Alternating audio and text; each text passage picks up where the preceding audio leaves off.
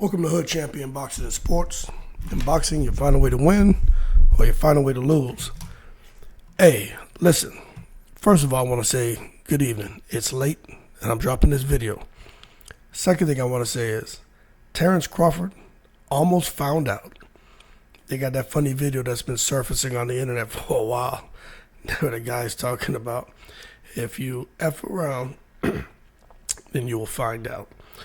And Terence Crawford, he almost found out that you don't mess with Texas. I don't care what anyone says. And excuse me, I got this microphone close to my face because everybody's sleeping and I don't want to wake up my kids. But just bear with me. But you got to understand something, man. Terence Crawford, in my opinion, I know that he's been smiling a lot more. He seemed to be very happy with the whole fact that since he left Bob Arum, he's taking control of his career, stuck to his guns, and now he's got the fight he's wanted. He's getting the payday he wants. It's rumored to be somewhere near a guarantee of $20 million for Heat, and I think maybe a little more for Spence. But bottom line is, Terence Crawford is about to get paid. But I haven't really liked his energy because he's almost seemed a little bit out of character. However, we know Terence Crawford can be mean. And I would say most of the time, when we pull out our find out, F around and find out chart, Terence Crawford is more on the find out side, and opponents are on the F around side because Crawford isn't really much of a trash talker. You got to kind of poke him or mess with him, and then he'll definitely respond and welcome all challenges. But when you look at that little flare up, that little to-do between Crawford, it was just Crawford. Derrick James walked by him. Crawford was like, "What's going on?" And Derrick James was like, "Yeah, what's up?" and just kept going. Crawford, for some reason, took offense to that. And I'm going to tell you, and it's just my opinion, maybe somewhere along the way, Crawford maybe felt or feels that he and Spence and Derrick James, and they're all, I don't know, cool. But I'm going to tell you what, that shows me a kink in the armor of Terence Crawford. What? Now you ask yourself, I know a lot of you are Terence Crawford fans, right? But what happened that would warrant that type of reaction from Terence Crawford? Then he gonna run up on Derrick James and some MFer. Derrick James like, what? Wait, let me tell you something. When Derrick James turned around, I didn't even see Derrick James. I just saw a big "Don't mess with Texas" sign. And I was like, uh-oh. Terence Crawford done effed around. He about to find out. People keep forgetting. Derrick James was a fighter. Derrick James not going to sit there now and let you come and whip his butt. Remember, man had 21 fights, 12 KOs. He had 7 losses, 4 KOs. But at the end of the day, Derrick James was a fighter. And irregardless of the record, he's not somebody who's going to be afraid of anyone. And it was funny because after, Derrick James, when Terence Crawford cussed and was being really disrespectful, you saw Derrick James turn around like, what? And Crawford like, I said, what's up? He was like, yeah, what's up? He's like, I said, what's going on? He was like, I said, what's up? And Crawford was like, all right. And Derrick James was just like, whatever. And he went on about his business. And where Derrick James was like, you must think I'm a punk. I got this suit on. And I'm going to tell y'all right now, I really think that Crawford, the way he was very disrespectful and trying to, I don't know what he was trying to do, man. But I tell you what, he almost found out because he was effing around with the wrong one to me. Same thing when I saw Kenny Porter, when he kind of tried to run up on Derrick James. Look, Derrick James is soft-spoken. He don't have time for no drama. But he ain't going to let you run up on him now. You know what I'm saying? Once a fighter, always a fighter. He's going to let his hands go. And Kenny Joe Jackson, Toothpick Porter, he was about to get his ass tranquilized. And I just think it would have been interesting to me to see, had Terence Crawford run up on him trying to play like he's some kind of bad man. Same way Terence Crawford ran up on Kenny Porter back when Terence Crawford was an amateur, ran up on him in an alley. That's basically the same approach he tried to use with Derrick James. The difference is Kenny Porter wasn't no boxer, no ex-fighter. Derrick James is. And he met fire with fire. And I thought it was interesting that once Derrick James turned around and he stepped up to him, that Crawford didn't go any further. And to me, if you're going to come out here acting like you Al Capone, then go all the way. Or come out here and half-step. And especially come out here and act like Al Capone because you feel like someone didn't speak to you. I just think that's a super fail on Terence Crawford's part, in my opinion. I really feel that way. When have you ever seen Terence Crawford almost beg for someone's attention, or beg for someone to say hello? Or, you know what I mean? I really think they got Terence Crawford where they want him. Some may say, well, no, now he's upset. Nah, man, it's other things going on in the mind of Terence Crawford. There's other things going on. But I'm going to be honest with you. He's happy, he's smiling. Then he gets upset because they don't talk to him. So I'm going to be very, very interested in seeing what happens next now. You know, are they going to still be pretty cordial towards each other? You know, the media, they're going to do their best to gaslight that little interaction between Derrick James and Terence Crawford. You know they're going to do that. But I really would like to see what's going to happen next, because Terence Crawford, and I ain't going to lie,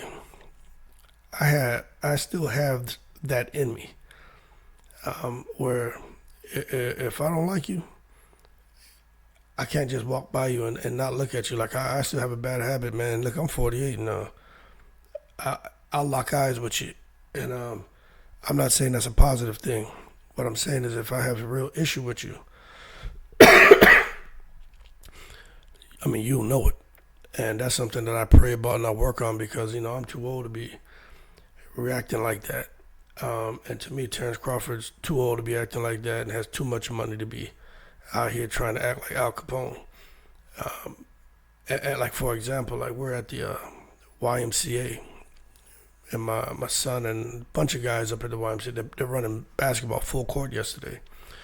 And, you know, at certain times, people can reserve, there's like 6 basketball courts, or six goals in there. So you can go and reserve a goal, and you can use that little section of the gym, and you can train or do whatever. This guy walks in, while they're playing the game, he just walks in across the middle of the floor. But fortunately, the other kids were, they weren't just kids. I'm going to say kids because there were some teenagers too. But they were on the other half of the court playing. The guy just walks across the court. He's looking at him. And he looks like a clown, man. You know, he looks like Marlon Wayans when he played in, what was the name? Above the Rim. We had on all the bullshit and the powder in his hand and all the goggles and nonsense. So he comes over to the the worker at the YMCA, a little teenager, about 17, 18. He's like, hey, I got that court over there. He was like, they're running full court. He's like, I could have my court. He was like, yep. He's like, all right. So he walks right back across. They're still playing on the other half of the court. So he starts to walk back across, and then they start to run his direction. He just starts waving his hand and shouting, nah, stop. We got this court. Nah, stop. But he was being very, very ignorant and disrespectful. Now, my son was out there playing, and there was my son's 12, but he can play ball. But there were some other kids out there, probably between the ages of like 16 to 21. So I stepped up and I said, hey. Now I'm talking to the worker, but I pointed. I said, yo, that guy with the big mouth right there. I was like, he gets to use this whole half court. Now, then the guy's trying to talk to me. He's like, yo, this rim's normally not down. I said, yo, no one's speaking to you. And then he looked like he got angry, but he looked embarrassed. And I was like, yo, he comes in here very disrespectful. There's young kids playing. I was like, shouting and waving his hand, walking in the middle of the court. I said, he's not even ready to get on his goal. I said, he's him, and like he got his two kids. They don't have their shoes on, nothing. They still got their bags. I was like, I think that's foul for y'all to let him just come in here and just, in the middle of the game, walk across the court, and then for him to start shouting at him like, stop playing, when he's going to take about 15 minutes to get his stuff together. So the guy's trying to say something else to me. And so I just ignored him. And then, so what I did is I put that energy back on him. So then I took a ball, because we had another ball out there. So I walked out on the court. And there's a rim on the left side, a rim on the right side. Then they have a rim that's right in the middle that's normally raised. They had it lowered. So I walked and started playing on the one in the middle so that he couldn't play on that full half of the court. And he couldn't do the training like he wanted to. Now, I was being petty. I'm going to be honest with you. And I was looking for a confrontation. So while I'm shooting, I hear him saying something to his kids like, oh, man, this, hurry up and get your effing stuff on, man. And so he's frustrated, but he won't say nothing to me, right? Because he doesn't know how to take me. But he's taking down his kids. So I'm shooting, and I turn around, and he's glancing at me, and I'm locking eyes with him.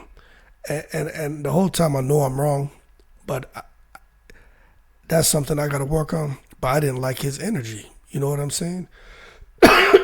Anyway, I cooled down, and the kids finished playing, and then we ended up walking out. And while we're walking out, it was funny because that guy, he was trying to work with his sons on basketball, but he didn't even know how to play basketball, and he was so frustrated, embarrassed, and afraid to say something to me, that he was taking down his kids, and he just slapped one of his kids in the back of the head real hard.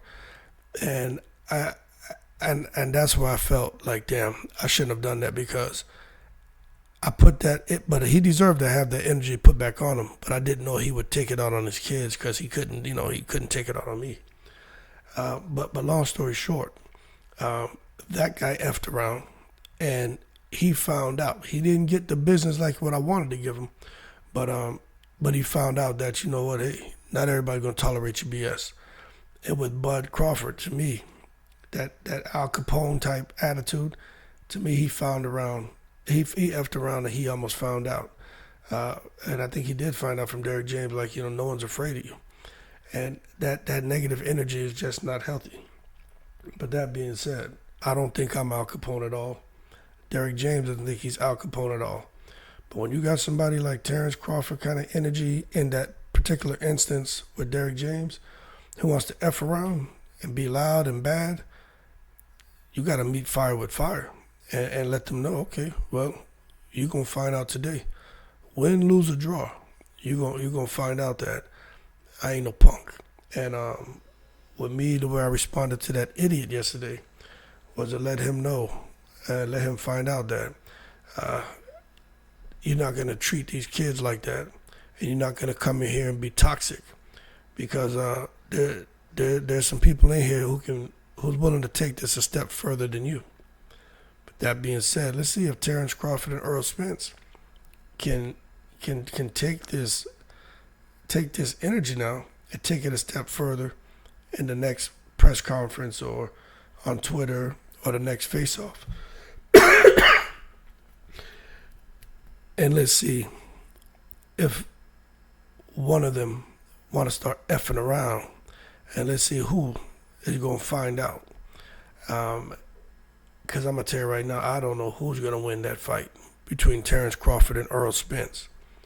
But I'll tell you what, somebody going to F around when that bell ring and find out real quick whether they deserve to be in that ring or not with that opponent. And it just depends on who can impose their style. But I will say, Terence Crawford, I don't think he's going to be messing with Derrick James no more. I keep hearing everybody say, oh, Terence Crawford punked Derrick James. Terence Crawford, man, Bud ran up on Derrick James. No, what Terence Crawford did was the kind of stuff that we when I grew up, we see as corny. Like, the loudest one in the room is the weakest one. Now, we know Terence Crawford can fight. We know he ain't afraid of no one. But when you want to come out there and act like you some kind of bad man, there's always someone out there, man, who's just as bad or bigger and badder. And I think he just happened to get it from the trainer. And man, what a storyline that would have been if Terence Crawford really did like run up on him and try to get in his face, and Derrick James would have hit him with that damn uppercut, hook right hand, and drop Bud, because you know Bud's chinny. Anyway, Terence Crawford, quit effing around, or you just may find out that you shouldn't mess with Texas. And damn, at least let it be Errol Spence that knocks you out, not Derrick James. This guy right here, 21-7-1. Quit taking it to the stupid, Terence Crawford. Y'all keep cool. Shout out to the veterans, all 7 continents. I'm in the breeze.